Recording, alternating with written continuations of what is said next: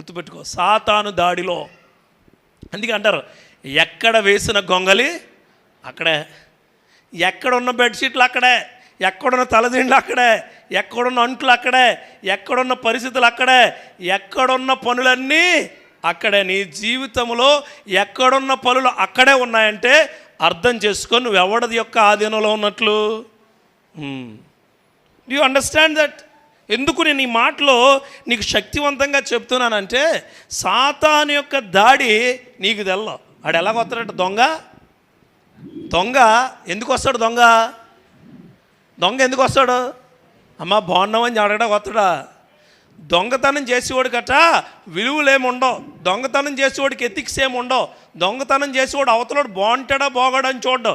దొంగతనం చేసేవాడు అయ్యో వీళ్ళ ఇంట్లో రోగు ఉన్నాడా, వీళ్ళ ఇంట్లో మంచోళ్ళు ఉన్నారా, కొత్తగా పెళ్ళయిందా, పాతగా పెళ్ళయిందా, లేకపోతే ఇంట్లో చచ్చిపోయి ఉన్నారని తెలీదు. నిన్న యోగాడే జరిగింది.